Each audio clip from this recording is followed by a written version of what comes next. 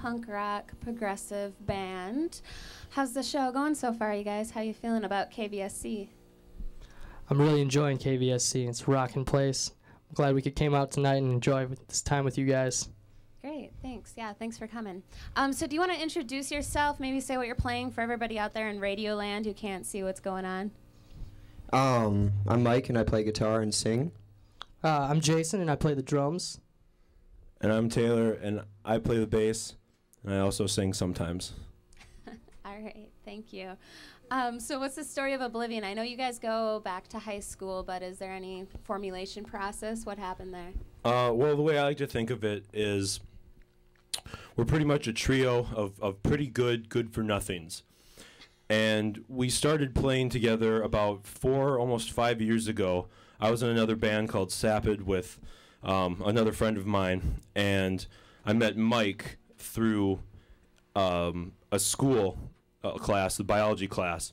He said, if you ever need another guitar player for your band, I also know the kid who drums. Long story short, we went over to Jason's house, jammed on some Neil Young songs, and now we're sitting in St. Cloud talking to you. Neil Young, huh? You went from that to progressive punk rock, huh? Well, we used to be pretty much this Nirvana ripoff band, and we used to try and reincarnate each individual member amongst ourselves, and that didn't. People spotted that too easily. They were like, "Oh, Nirvana Jr." So after getting a few years of that, we just kind of got into musical theory, looked at different time signatures, not necessarily having the bass and the guitar play the exact same thing. Maybe having some tighter jams within the rhythm section and allow Mike to do noise stuff. So it just kind of one day came to a realization that we can do whatever we want. We're Oblivion. We're in Oblivion. Anything goes. So that's from my perception. All right. So you just got back from a tour, sort of going around. Any crazy tour stories? Where all did you go? We actually went through the heartland of America down to New Orleans and back, and it was our first tour. We'd never been on the road before, so that was an experience in and of itself. Some of the crazy times we had were in Ohio. We played a show at this house party, and it was a crazy night, actually. We ended up having a few too many, and the night ended well, to say the least. Right on. That's good. So you have tour potential coming up, show potential. What's going on with that? We have, like we said, a show on Thursday night in Burnsville at the 1200 Club. I think it begins at 9.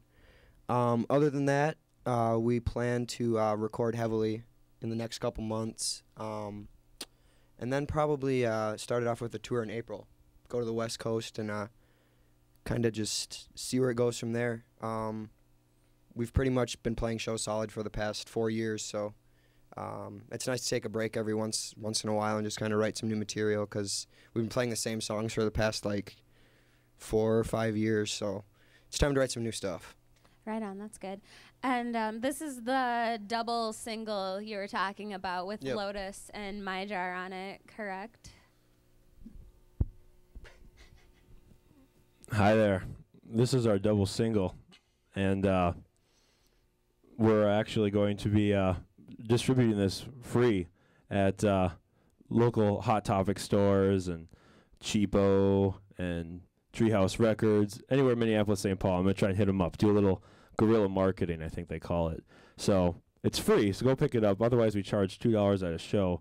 Unless you're cool, then I'll just give it to you. But yeah, it's going to be 2 songs, 2 of our favorite songs that will be on the upcoming full length. And you can call KVSC and request either Lotus or My Jar and have a listen. We also have it on our MySpace too, but radio's cooler. And request online at kvsc.org, as always. Also, so tell me about what goes into the writing process with some of these songs that you have coming out. Is it a collaborative effort? Well, there's going to be a lot of different stories from who you ask in the band on who comes up with the original stuff. But Mike is the foundation and the heartbeat of all of the songs, for the lion's share of the songs, actually.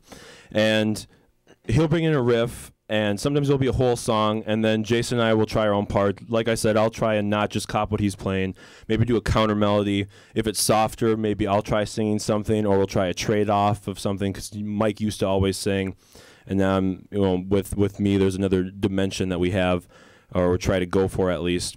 And sometimes like his chorus riff won't be really cool, so we'll just be like, honestly, let's just keep that riff. That's a really good riff.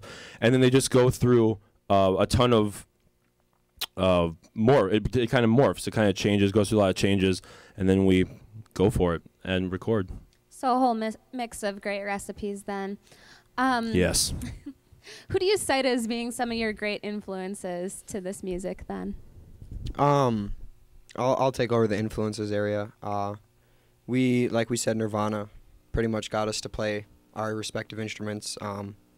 But for me as a guitar player, I don't really look to musicians per se for influences. I look towards movies, media, anything. David Lynch is one of my all-time favorite directors, and I figure I'm a David Lynch audiophile on guitar because I just make weird noises and try to just kind of figure my own way through guitar. So we kind of just bring our own sort of unique representations to the instruments.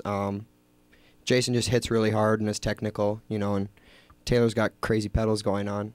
So I have to kind of do something to keep up with that. So I'm just kind of in the pocket in there. Right on. Well, I'm going to let you guys get back to the music. Oblivion's going to be playing for us up until the hour. So keep listening on Monday Night Live.